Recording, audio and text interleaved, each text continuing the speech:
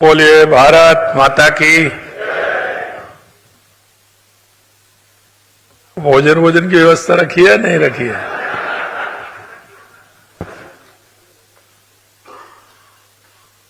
मैं देख रहा हूं कि कलकत्ता के अंदर सुस्ती नहीं होती है, लेकिन मैं समझ सकता हूं।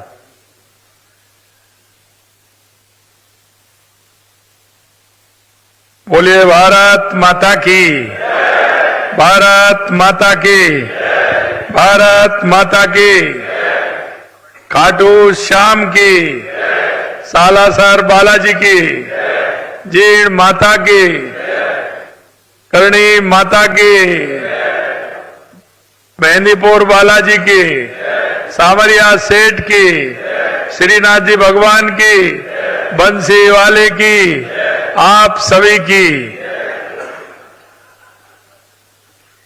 आज के इस प्रवासी राजस्थान मीट कार्यक्रम में मंच पर विराजमान कैबिनेट में मेरे साथी नगरीय विकास मंत्री श्रीमान जावर सिंह जी खर्रा साहब, हमारे सैनिक कल्याण बोर्ड के अध्यक्ष पूर्व विधायक श्रीमान प्रेम सिंह जी बाजौर साहब, हमारे पूर्व सांसद पूर्व मंत्री सुभाष महरिया जी, हमारे इस राजस्थान फाउंडेशन के इस कोलकाता चैप्टर के अध्यक्ष संतोष कुमार राजपुरोहित जी, हमारे प्रमुख सचिव उद्योग एवं वाणिज्य आलोक गुप्ता जी, अध्यक्ष India humanity foundation Shekhar Mehta ji, प्रबंध निदेशक Titagarh rail system limited Umesh Chaudhary ji, प्रबंध निदेशक बांगुर समूह श्रीमती अलका बांगुर जी, अध्यक्ष पर्यटन समूह एचपी बुधिया जी, सीआईआई पूर्वी क्षेत्र के अध्यक्ष शाश्वत गोयनका जी, सालासर मंदिर से हमारे प्रकाश पुजारी जी, बबलू पुजारी जी, खाटू श्याम के हमारे प्रताप जी, हमारे लखोटिया जी, नितिन जी और हमारे सभी अधिकारीगण और इस कार्यक्रम में आए मेरे पूजा योग बुजुर्गों, नौजवान दोस्तों और माता और बहनों, सबसे पहले तो मैं इस चैप्टर में आप सभी को आने के लिए बहुत बहुत अभिनंदन करता हूं, स्वागत करता हूं। मित्रों, आज मैं यहां फ्लाइट से लगभग 2 घंटे में पहुंचा, लेकिन मुझे ऐसा ही नहीं लग रहा कि मैं राजस्थान से बाहर हूं। मुझे अनुभव यह हो रहा है कि मैं अब भी राजस्थान के अंदर हूं, क्योंकि जब मैं देख रहा था ये झुंझुनू, ढूंढलौद, सीकर, चूरू, बीकानेर, जब मैं ये देखता हूं कि पूरा जालौर, पाली, सिरोही, जोधपुर, जब किसी से पूछता हूं तो वो बताते हैं कि साहब हम तो वहां से हैं, तो मेरा मन बिल्कुल प्रसन्न रहता है और मेरे को ऐसा लगता है कि मैं कैलकाटा में नहीं, राजस्थान में हूं और अपने भाइयों के बीच में हूं। और इसलिए आज मैं आप सभी प्रवासी राजस्थानियों के बीच में कोलकाता आकर अपने आप को गौरवान्वित महसूस कर रहा हूं। हम सभी के लिए अति हर्ष तथा गर्व का विषय है कि बंगाल की अर्थव्यवस्था में आप राजस्थानियों का महत्वपूर्ण योगदान है। और मुझे कहने में कोई संकोच नहीं है कि अभी से नहीं, आजादी से पहले से यह राजस्थानियों का बहुत बड़ा इस क्षेत्र के अंदर काम रहा है और आपने जिस तरह से बंगाल की अर्थव्यवस्था में अपना महत्वपूर्ण योगदान दिया है, निश्चित रूप से ये राजस्थान की आपकी जन्मभूमि आप पर गौरव प्रदान करती है कि आपने अपनी मेहनत से अपने विवेक से, अपने सामर्थ्य से और राजस्थान की उस मिट्टी की खुशबू से आपने पूरे बंगाल में राजस्थान का नाम रोशन किया है। इसके लिए भी मैं आपको धन्यवाद देता हूं और मुझे धन्यवाद इस बात का भी है, देना चाहता हूं कि बंगाल के अंदर ही नहीं, राजस्थान का कोई भी भाई दुनिया के किसी भी देश में गया है या देश के किसी प्रदेश में गया है, मुझे इस बात की खुशी है कि उसने मां राजस्थान की मिट्टी की खुशबू को फैलाने का काम किया है। और इसीलिए आज राजस्थान में कोई भी व्यक्ति कोलकाता, पश्चिम बंगाल के किसी अन्य स्थान पर आता है तो उसे अकेलापन नहीं लगता है। आप लोग का पूरा सहयोग उस व्यक्ति को मिलता है और ये बहुत महत्वपूर्ण बात है। आप में से कई लोग तो पीढ़ियों से रह रहे हैं। ये देखकर हर्ष होता है कि इतनी दूरी होते हुए आपने राजस्थान की परंपराएं, रीति रिवाजें, संस्कृति आपने जीवंत बनाए हुए हैं। पूरे पश्चिम बंगाल और विशेषकर कोलकाता में राजस्थानियों ने अपनी उद्यमता, कर्मशीलता से अपनी एक विशिष्ट पहचान बनाई है। आपकी उपलब्धियां प्रदेशवासियों, विशेषकर युवाओं और आने वाली पीढ़ियों के लिए प्रेरणा का, मार्गदर्शन का स्रोत बन रही हैं। भाइयों बहनों, आज हम आपके बीच में आपकी जन्मभूमि और कर्मभूमि के संबंधों को मजबूत बनाने के लिए आए हैं। हमारी कोशिश है आप प्रवासियों के लिए राजस्थान में हर साल एक सुनिश्चित कार्यक्रम हो, जिससे कि कम से कम उस कार्यक्रम के माध्यम से आप अपनी जो मातृभूमि है, जन्मभूमि है, उससे आपका सीधा संपर्क रहे। और उस संपर्क रहने के लिए इसलिए हमने प्रवासी राजस्थान दिवस का आयोजन हर साल 10 दिसंबर को जयपुर में करने जा रहे हैं। इस दिवस के आयोजन के माध्यम से हम ये प्रयास कर रहे हैं कि देश और दुनिया के किसी भी कोने में रहने वाला राजस्थानियों का सीधा जुड़ाव उनकी जन्मभूमि से बना रहे। आज मैं यहां आपको इस कार्यक्रम में शामिल होने का निमंत्रण देने के लिए आपके बीच में आया हूं, पीले चावल देने के लिए आपके बीच में आया हूं और मैं कहना चाहूंगा, पधारो हमारे देश। आप आइए, आपकी अपनी राजस्थान की मिट्टी आपके स्वागत के लिए तैयार है। हम जानते हैं कि आप अपनी जन्मभूमि को भूले नहीं हैं और नियमित रूप से राजस्थान आते जाते हैं, लेकिन हम चाहते हैं कि यह संबंध और प्रगाढ़ बने और अपनी कर्मभूमि के साथ अपनी जन्मभूमि के विकास में आप भी अपनी भागीदारी निभाएं। मिट्टी का जो प्यार है, जो दुलार है, वो हमें पूरे साल ऊर्जा देता है।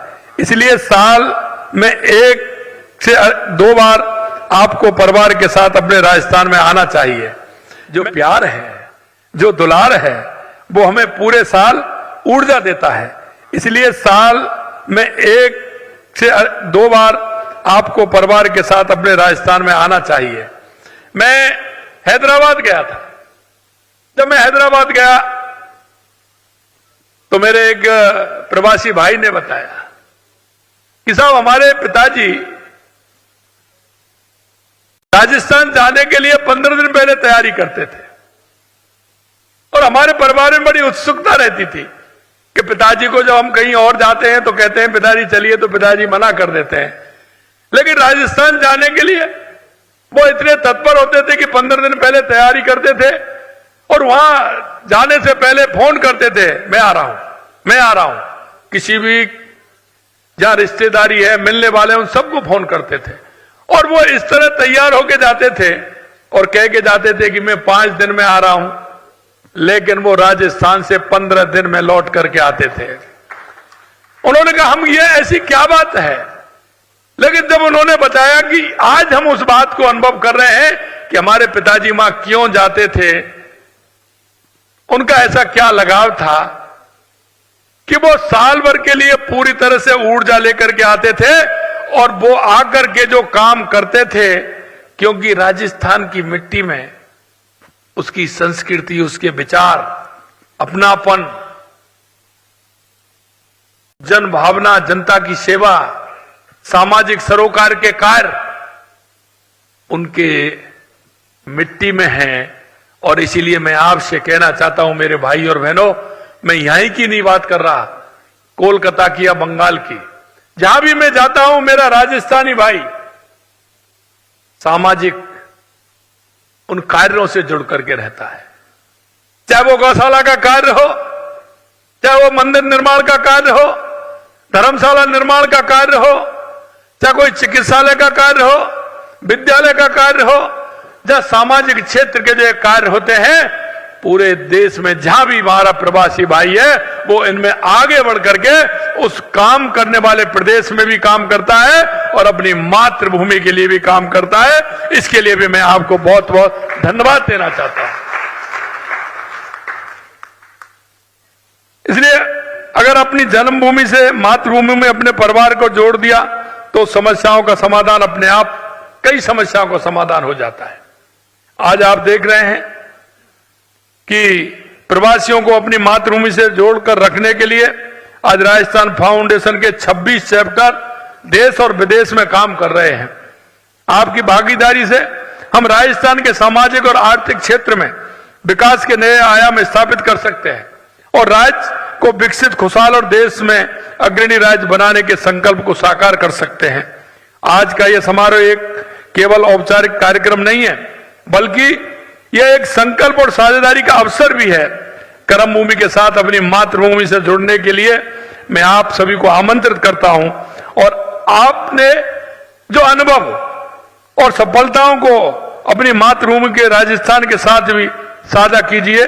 राज्य के विकास में अपना सक्रिय भूमिका आप निभाएंगे, ऐसा मुझे विश्वास है।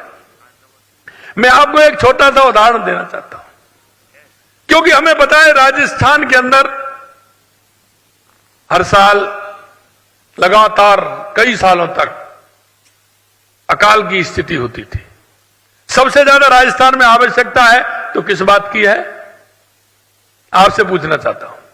तो परेशानी है राजस्थान में, दादा बता रहे हैं, क्योंकि उनका अनुभव है।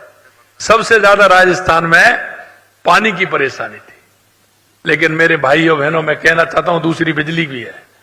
लेकिन मैं आपसे कहना चाहता हूं, देश के यशस्वी प्रधानमंत्री नरेंद्र मोदी जी के नेतृत्व में हमारे इन 2 सालों में राजस्थान में हर जिले के लिए पानी की व्यवस्था की काम जो हमने किया है वो आप देख सकते हैं। चाहे हमारे राम जल सेतु योजना ERCP के माध्यम से राजस्थान के हमारे 17 जिले हों, चाहे हमारे यमुना समझौता जो हमने किया है उसकी DPR बन के तैयार हो गई है, चाहे हमारा जो शेखावाटी का इलाका, हमारा सीकर, चूरू, झुंझुनू के लिए हमने यमुना समझौता करके उसको भी पानी की व्यवस्था हो रही है। यही नहीं, हमारी इंदिरा गांधी गंगा नहर जो महाराजा गंगा सिंह जी ने जब वो निकाली थी, गंगा नहर और इंदिरा नहर, राजस्थान नहर के नाम से जानते थे लेकिन उसको इंदिरा गांधी नहर किया है। उस राजस्थान नहर और गंगा नहर के लिए जो उन्होंने काम किया, हमने इस बार पहले ही बजट में 4,500 करोड़ रुपए देकर के हमारा हनुमानगढ़, गंगानगर, बीकानेर, फलौदी, नागौर, जैसलमेर और बाड़मेर तक हमारा पानी पहुंचे, इसके लिए उसकी हमने व्यवस्था की। इसी तरह आपने देखा होगा, क्योंकि हमारे जो प्रधानमंत्री जी हैं 2003 में गुजरात के पहली बार जब मुख्यमंत्री बने थे, उन्होंने वहां नर्मदा का पानी लेकर के आए थे गुजरात के अंदर, और गुजरात और राजस्थान की सीमा एक है। लेकिन मैं धन्यवाद देना चाहता हूं माननीय प्रधानमंत्री जी को, उनकी जो बड़ी सोच थी, और उन्होंने उस सोच से, क्योंकि राजस्थान ने नर्मदा का पानी मांगा नहीं था, लेकिन उनके मन में यह टीस थी कि जब मैं गुजरात के अंदर पानी ले जा रहा हूं तो मेरा पड़ोसी राज्य भी है उनके 2-3 जिले हैं जिनमें पानी की व्यवस्था ठीक प्रकार से नहीं है। उन्होंने उस समय हमारे बाड़मेर और जालौर के लिए नर्मदा का पानी देने का काम किया था। आज उसको भी हम आगे बढ़ाते हुए हमारे पानी को वहां दे रहे हैं। आपने देखा होगा हमारी देवास स्कीम, जो आधा पानी हमारा उदयपुर की जो हमारी अरावली की पर्वतमाला है उनसे हमारा आधा पानी अरब सागर की तरफ चला जाता था, वो हमारे काम नहीं आता था। आधा पानी हमारा हिंद महासागर की तरह इधर आता था, वो हमारा काम आता था। लेकिन जो पानी खराब था वो काम नहीं आता था, उसको हमें एनीकट बना करके, हमने टनल बना करके उस पानी को भी हमने इधर लिया है। उसका काम भी हमारा प्रारंभ हो गया है, जिससे अगर वो पानी हमारा आएगा तो उदयपुर के लिए, राजसमंद के लिए, चित्तौड़ के लिए, भीलवाड़ा के लिए अगर अच्छी बारिश होती है तो वो बीसलपुर बांध में आएगा तो उसे अजमेर को भी लाभ होगा। हमारे इन जो ईआरसीपी के हमारे जिले हैं उनमें भी उसका पानी आएगा, तो उसके लिए भी हम काम कर रहे हैं। हम ब्राह्मणी नदी के माध्यम से राणा प्रताप सागर से पानी लेकर के हमारा बीसलपुर में आ रहे हैं, जिससे किसी तरह की कोई परेशानी नहीं हो। हमने एक रोड मैप बनाया राजस्थान के अंदर, हर जिले के अंदर पानी की व्यवस्था कैसे हो सकती है। हमें कृषि के लिए भी पानी चाहिए तो उद्योग के लिए भी पानी चाहिए, पीने के लिए भी पानी चाहिए तो हमारे पशुधन के लिए भी पानी चाहिए। ये सारी योजना हमने राजस्थान के अंदर बनाई और उस पर हमारा काम प्रारंभ हो गया है। इसके लिए मैं देश के यशस्वी प्रधानमंत्री नरेंद्र मोदी जी को बहुत बहुत धन्यवाद देना चाहता हूं कि उन्होंने उसका शिलान्यास भी कर दिया और वो हमारा काम भी प्रारंभ हो गया।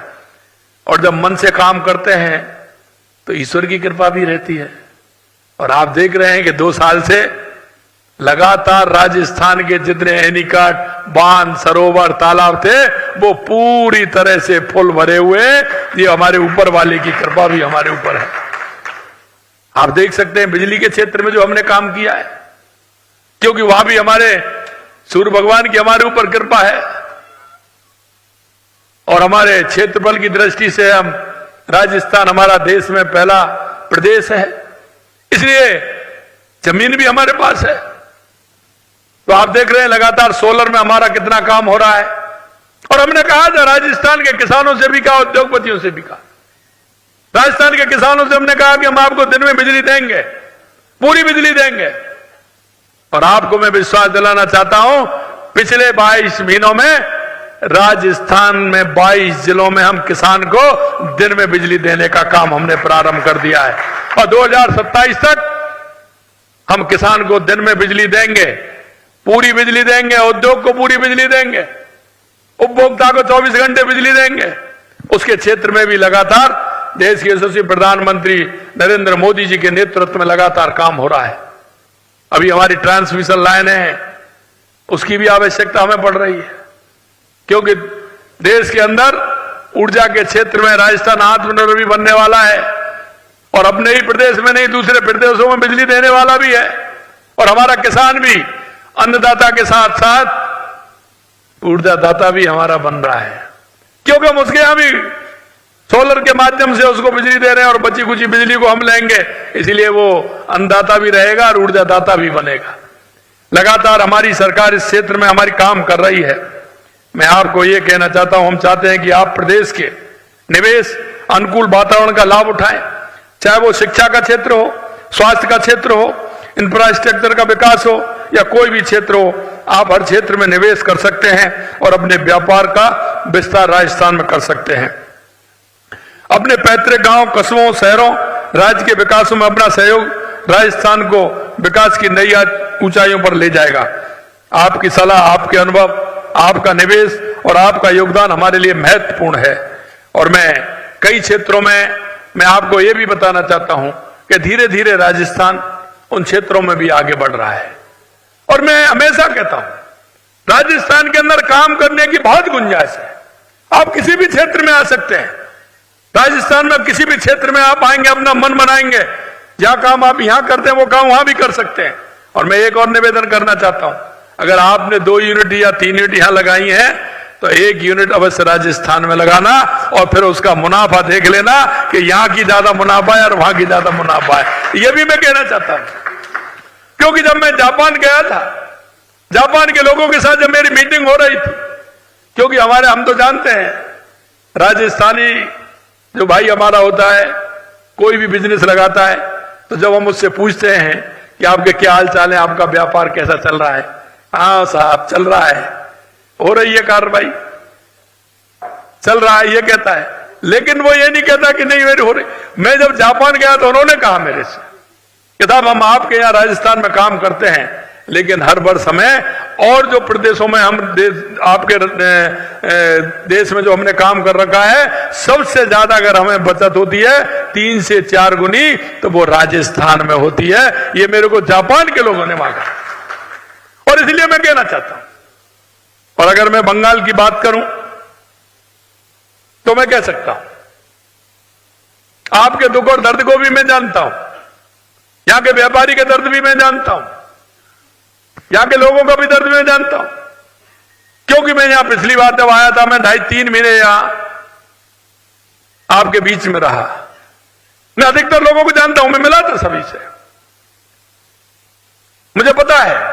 लेकिन मैं आपसे एक ही बात कहना चाहता हूं कि आप आइए, राजस्थान में अपनी कोई ना कोई एक यूनिट लगाइए। हमारी सरकार पूरी तरह से आपके साथ है, और पूरी तरह से आपके हर कदम पर हमारी सरकार आपके बीच में खड़ी है, यह भी मैं कहना चाहता हूं। मैं अगर बात करूं टेक्सटाइल के क्षेत्र की, तो राजस्थान आज भारतीय वस्त्र उद्योग के अग्रणी केंद्र के रूप में उभरा है। हमारे यहाँ 1500 से अधिक कारखाने कार्यरत हैं, और काम करने की एक समृद्ध परंपरा है, जो औद्योगिक पैमाने और राज्य की विरासत को आपसे जोड़ती है। हमारा राजस्थान पॉलिस्टर, विस्फोट शूटिंग, सूत, सिंथेटिक सामग्री, ऊन का सबसे बड़ा उत्पादक है। साथ ही वित्तीय वर्ष 2023-24 में देश का चौथा सबसे बड़ा कपास उत्पादक राज्य भी बन चुका है। विश्व प्रसिद्ध बांधनी, लहरिया, कोटा डोरिया और ब्लॉक प्रिंटिंग से लेकर के आधुनिक फैब्रिक क्लस्टर तक राजस्थान की विविधता का बेजोड़ है। भीलवाड़ा, जयपुर, पाली, बालोतरा 4 प्रमुख टेक्सटाइल केंद्र बन गए हैं। भीलवाड़ा और जोधपुर में स्पेशल जोन विकसित किए जा रहे हैं। पाली, अजमेर और जयपुर में 3 उन्नत एकीकृत वस्त्र पार्क SITP हैं, जो विश्व स्तरीय इंफ्रास्ट्रक्चर के प्रति हमारी प्रतिबद्धता को दर्शाते हैं। आप राजस्थान के टेक्सटाइल और अपरेल सेक्टर की पूरी वैल्यू चेन में निवेश कर अपनी यूनिट्स का विस्तार कर सकते हैं। इसी तरह से खनन के क्षेत्र में राजस्थान में बहुत बड़ी गुंजाइश है। और मैं आपको बता दूं, इतना खनिज के प्रकार जो हमारे राजस्थान में निकलते हैं, लगभग 85 प्रकार के खनिज राजस्थान में हैं। मैं आपसे कहना चाहता हूं कि आप जानते हैं कि राजस्थान भारत का मिनरल सेंटर है। यह एक ऐसा राज्य है जो भूवैज्ञानिक विविधता और अपार खनिज संपदा से समृद्ध है। राजस्थान के अंदर सोना भी है, चांदी भी है, लोहा भी है, जस्ता भी है, पीतल भी है, तांबा भी है। 85 प्रकार के मिनरल राजस्थान से निकलते हैं। हमारा संसद भवन आप देख रहे हैं, राष्ट्रपति भवन राजस्थान के पत्थर से बना है। हम देश में जस्ता, सीसा, चांदी, जिप्सम, रॉक फॉस्फेट, मार्बल, बलुआ पत्थर के अग्रणी उत्पादक। हमने पिछले साल राजस्थान खनिज नीति 2024 तथा Rajasthan AIIMS and policy 2024 launch की थी, और सरकार में खनिजों के ब्लॉक की नीलामी में हमने हमारे पिछली साल में देश में हम पहले नंबर के हैं, क्योंकि तुरंत आई है, तुरंत पाई है, देरी का कोई काम नहीं है। इसलिए उसमें राजस्थान खनिजों के ब्लॉक में नीलामी में पहले नंबर पर राजस्थान रहा है। अब आपको मैं बात करूं पेट्रोकेमिकल्स की, तो आपने देखा है कि राजस्थान तेजी से भारत के हाइड्रोकार्बन और पेट्रोकेमिकल्स की केंद्र के रूप में उभर रहा है। आपका राजस्थान देश का सबसे बड़ा अनश्योर क्रूड ऑयल उत्पादक है, और दूसरा सबसे बड़ा प्राकृतिक गैस उत्पादक राज्य है। आपको यह जानकर खुशी होगी कि लंबे समय से प्रतीक्षित HPCL की रिफाइनरी इस साल दिसंबर में शुरू होने वाली है। एक बहुत बड़ा काम। बालोतरा के, बाड़मेर के उन धौरों में हमारी रिफाइनरी दिसंबर के महीने में प्रारंभ होने वाली है। इसके साथ ही वहां पर पेट्रोकेमिकल्स कॉम्प्लेक्स भी स्थापित किया जा रहा है। डाउन स्ट्रीम उद्योग के लिए राजस्थान पेट्रो जोन विकसित किया जा रहा है, और आप देखेंगे तो ताज्जुब करेंगे कि हमारे वहां 11 ब्लॉकों में काम प्रारंभ हो चुका है। और मैं आपको आमंत्रित करता हूं, पेट्रोकेमिकल के क्षेत्र में आप आइए, अपना उद्योग वहां लगाइए। और हम तो इतना कर रहे हैं कि उसमें हम पूरा सेट बना करके पूरा कंप्लीट करते हुए आपको वहां दे रहे हैं। आपको कुछ नहीं करना है, आपको आकर के अपनी मशीनों को संचालित करना है और अपना काम चालू कर देना है। ये भी हम आपसे कहना चाहते हैं। आइए, इसके अंदर अपनी यूनिट लगाइए। राजस्थान के रसायन और पेट्रोकेमिकल क्षेत्र के भविष्य को आकार देते हुए मैं आप सभी को आमंत्रित करता हूं। इसी तरह से अभी बात कर रहे थे रिन्यूएबल एनर्जी में, रिन्यूएबल एनर्जी भविष्य की सबसे बड़ी आवश्यकता है और राजस्थान में सौर ऊर्जा, पवन ऊर्जा की अपार संभावना है। इसी को देखते हुए हम सौर मॉड्यूल एवं सेल निर्माण केंद्रों के लिए सौर पार्कों और औद्योगिक क्षेत्र में सक्रिय रूप से भूमि आवंटित कर रहे हैं। राजस्थान 34,555 मेगावाट की स्थापित क्षमता के साथ सौर ऊर्जा के क्षेत्र में देश में प्रथम स्थान पर है। रिन्यूएबल एनर्जी राज्य की कुल स्थापित विद्युत क्षमता का लगभग 70% है। हमने पिछले कुछ महीनों में 17 गीगावाट अक्षय ऊर्जा परियोजनाओं के लिए 34,000 हेक्टेयर भूमि आवंटित की है। ये निवेश को धरातल पर लाने के प्रति हमारी प्रतिबद्धता को दर्शाता है। इसके अलावा राज्य ने पिछले पौने 2 वर्ष में पीएम कुसुम के तहत battery storage, pump storage, rooftop solar या विकेंद्रीकृत सौर परियोजनाओं सहित ऊर्जा के हर क्षेत्र में नई शुरुआत की है। और इसी तरह से आपने देखा है, क्योंकि आज शेखावाटी के हमारे प्रमुख जो हमारे नेता हैं, जाबर सिंह जी खर्रा साहब, सुभाष महरिया जी, प्रेम सिंह बाजौर जी बैठे हैं। और यहाँ कलकत्ता के अंदर हमारे शेखावाटी के हमारे प्रवासी भाइयों की बहुत बड़ी संख्या है। उसके लिए भी मैं आपसे कहना चाहता हूं, उसके लिए पर्यटन के क्षेत्र में, पर्यटन की अर्थव्यवस्था का प्रमुख आधार है राजस्थान, क्योंकि राजस्थान जैसा कहीं नहीं मिलेगा। और आपसे मैं कहना चाहता हूं, दुनिया में कहीं भी घूम के आइए, लेकिन एक साथ जो राजस्थान में आपको मिलने वाला है वो कहीं नहीं मिलेगा। अगर झीलों की नगरी देखनी है तो उदयपुर जाइए, अगर आपको दौरे देखने हैं तो जैसलमेर, बाड़मेर जाइए, अगर आपको बड़े बड़े किले और महल देखने हैं तो कुंभलगढ़ जाइए, चित्तौड़गढ़ जाइए, जोधपुर जाइए, बीकानेर जाइए, जयपुर में आइए। आपको सभी जगह ऐतिहासिक किले, महल और पहाड़ों के ऊपर जो मिलेंगे आपको दुनिया में कहीं नहीं मिलेंगे। ऐसा आपको डेजर्ट जो हमारा जैसलमेर में, खुड़ी में है, दुनिया के अंदर कहीं नहीं मिलेगा। झीलें उदयपुर में आप देखेंगे तो वो भी है। अगर अभ्यारण्य की बात करूं तो जाते ही टाइगर अगर आपको मिल जाए तो रणथंभौर चले जाइए, सरिस्का चले जाइए। अगर आपको बर्ड से प्रेम है, चिड़ियों से प्रेम है, तो बर्ड सेंचुरी देखने भरतपुर आइए, तालछा पर आइए। मेरे भाइयों, मैं ये कहना चाहता हूं कि आप राजस्थान के अंदर जाओगे तो एक बार में 10, 12, 15 चीजें देख करके आओगे। आपका मन प्रसन्न होगा, आपका परिवार भी प्रसन्न होगा कि हमारी यात्रा राजस्थान की बहुत अच्छी रही। ये आप भी आइए और यहाँ के लोगों को लेकर के भी आइए, क्योंकि पर्यटन के क्षेत्र में भी अर्थव्यवस्था का प्रमुख आधार है। पूरी दुनिया में पर्यटक राजस्थान आते हैं और पूरे वर्ष पर्यटक आते हैं। वहां सर्दी गर्मी का कोई मिल नहीं है, आराम से आइए, कोई दिक्कत नहीं होगी। साल 2024 के दौरान राज्य में 2 करोड़ 3 लाख पर्यटक राजस्थान में आए थे। और आपको मैं कहना चाहता हूं, अभी आवश्यकता बहुत है।